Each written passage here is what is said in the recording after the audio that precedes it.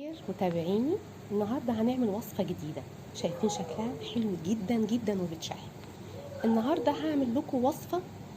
دي على فكرة صدور فراخ. لما يكون عندك صدر فرخة ومش عارفة تعملي ايه وسليم كده، تعالي اقولك نعمل ايه. صدور الفراخ النهارده دي في كيس حرام.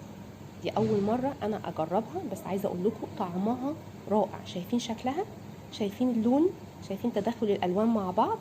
عايزة اقول لكم تحفة، هتعجبكم ويا ريت تجربوها. وعايزه تقولي لي رايكم ايه. شايفين شكلها تحت الخضار؟ على فكره ممكن تقدميها كمان في رز. هنخش على التتبيله. عندنا بصلتين وطماطميتين صغيرين مش كبار، هنحطهم في الكبه وهنضربهم ضرب خشن، عشان احنا عايزين ما ينزلش منهم ميه كتير.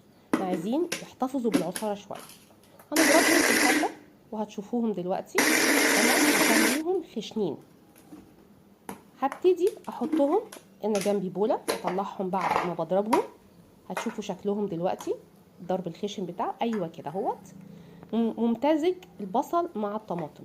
بعد كده اهوت بحطهم في بوله واحط عليهم التوابل بتاعتي. انا ما بضيفش توابل كتير عشان تحسي طعم الفراخ باينه. احنا هنحط عليهم 4 توابل عندنا. هيكون ملح، فلفل، بهارات، بابريكا، مفيش حاجه اكتر من كده. وابتدي اقطع صدور الفرخه الصدر بتاعها بقطعه مكعبات كده عشان اقدر احطها في في السياخ اللي انتوا شفتيها الخشب ديت.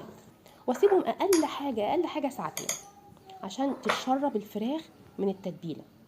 بعد كده بجيب زي ما انتوا شايفين طماطم، بصل، فلفل الوان. مفيش فلفل الوان حطي فلفل اخضر عادي. واجيب السياخ.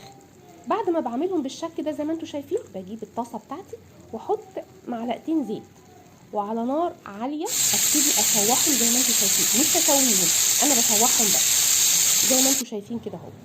انا بقى بستخدم الكيس الحراري عشان اكمل التسويه، وهتديلك طعم جنان ومش هتاخد منك وقت. هنحطها في الكيس الحراري السياخ. انا بقى مسكت السياخ دي كانت طويله عشان ما تخرمش الكيس الحراري. انا بروح ماسكه الكيس الحراري وفاتحاه زي ما انتم شايفين، وبقص كل عود من الاعواد دي قبل الشوي عشان تدخل في الصينيه. وهرصهم جنب بعض زي ما انتم شايفين. ما تخافيش، هترصيهم بالخضار بتاعهم هيطلعوا شكلهم زي ما شفتوهم في الاول. برصهم جنب بعض.